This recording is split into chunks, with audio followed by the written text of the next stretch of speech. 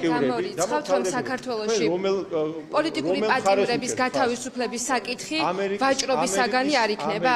ის ადამიანები, რომლებიც არიან ციხეში, იმათმა უნდა გაითავისონ, აღიარონ თავისი, ასე ვთქვათ, შეცდომები და ამის მიხედვით ნახოთ, დავაკვირდებით მოვლენებს, რა და როგორ იქნება. მე ამაზე პასუხს ვერ გაგცემთ და არ გაგცემთ, რომ მე ვინმე შევიწყალებ დღეს. ქართული ოცნების პრეზიდენტი ვერ სცემს კითხვას პასუხს, გამოიყენებს თუ არა დისკრეციულ უფლებას შეიწყალოს ის სინდისის პატიმრები, რომლებსაც ახლა სამართლებრივი გზა ციხიდან გამოსასვლელად აღარ დარჩათ. მიხელ ყაველაშვილი უკანონოდ დატყვევებული ახალგაზრდებისგან აღიარებას ითხოვს. ამბობს, რომ ამის შემდეგ დააკვირდებიან და გადაწყვეტენ. ყაველაშვილს არ მოეწონა ბელარუსის და საქართველოს შედარება იმ ფონზე, როდესაც ორივე შემთხვევაში სანქციების ქვეშ მყოფ პოლიტიკურ ფიგურაზე და პოლიტიკურ პატიმრებზეა საუბარი. მე არ ვთვლი იმას, რომ ჩვენ ერთნაირ მდგომარეობაში ვართ, ჩვენი რეალობა გვაქვს. ჩვენ საუბრობთ ამ deep state-ის ან იმ ძალების ასე ვთქვათ, სახით, იმ ძალების სახით, რომელსაც თურმე ეხლა ბელარუსიაში რაღაცა გარიგება მოხდა, ამის იმედად ხართ, ხო ეხლა მაგიტომ იმას კი არ აღიარებთ. რა განსხვავებაა საქართველოსა და ბელარუსს შორის? მაშინ, როდესაც ორივე შემთხვევაში საუბარია სანქციების ქვეშ მყოფ პოლიტიკურ ფიგურაზე და ორივე შემთხვევაში პოლიტიკური პატიმრების საკითხი საერთაშორისო საზოგადოების დღის წესრიგში დგას. გაგცეთ პასუხი? საქართველოს ამიტომ გაჩნდა კითხვები. Deep State-ი რა შუაშია? გეკითხებით, ამ ბერკეტს გამოიყენებთ ამისთვის? განსხვავებაა, ძალიან ბევრი განსხვავება შემიძლია დაგისახელო ბელარუსიას და საქართველოს შორის. იმდენი განსხვავება არის ბუნებით, რა ვიცი მე, ჰაერით.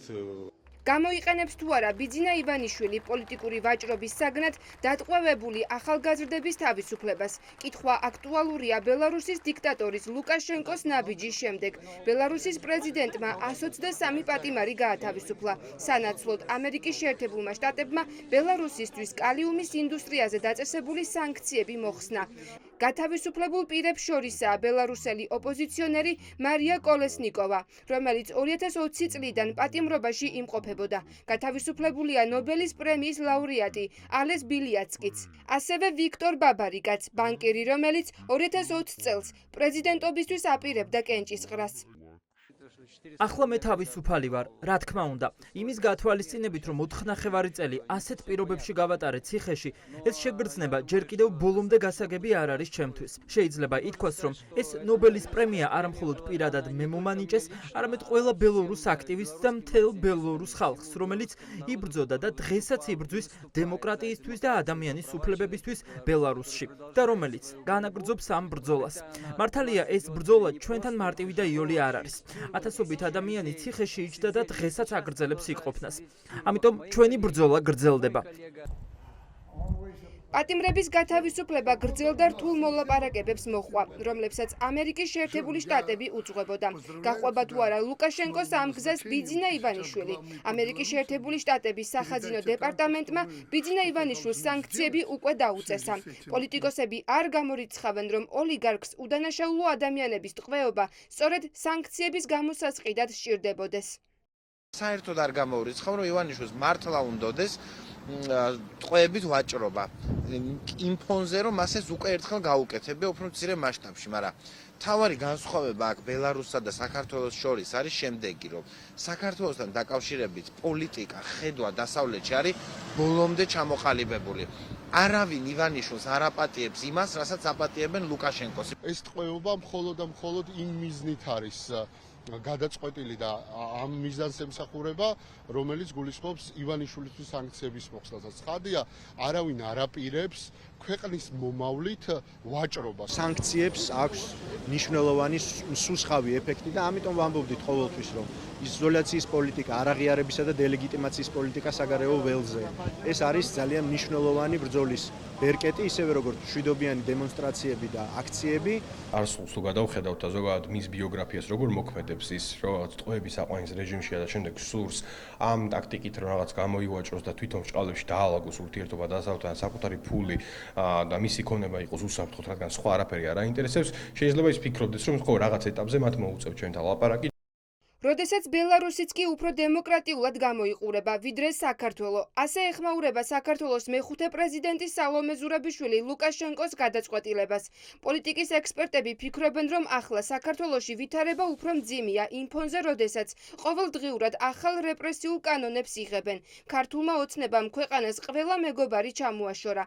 პოლიტიკურ წრეებში უფრო ეფექტური სანქციების საჭიროებაზე საუბრობენ. როგორც ჩანს, ეს ჭირდება ოცნებას პოლიტიკური გარიგებისთვის, რომ ძევლების გათავისუფლება გახდეს მისთვის ერთ-ერთი მოლაპარაკების წინაპირობა. სხვა ახსნა არ აქვს ისეთი ადამიანების დაპატიმრებას. ეს აუცილებლად დაჭერა კი არ არის, ხო? მისი ამოცანაა გარკვეულწილად პოლიტიკური რისკების გადაზღვევა. მათ შორის ძალიან ბევრი ისეთი ადამიანი ზის დღეს ციხეში, რომელიც მისთვის პოლიტიკურ რისკს პრინციპში არ წარმოადგენს და ბუნებრივია ეს ხალხი მას ჭირდება პოლიტიკური ვაჭრობისთვის, ისევე როგორც ნებისმიერ დიქტატორს. დაპატიმრებული ახალგაზრდების მშობლებს და უფლებადამცველებს ეჭვი არ ეპარებათ, რომ ივანიშვილმა მათი შვილები ციხეში პოლიტიკური ვაჭრობის პერსპექტივით გამოკეტა.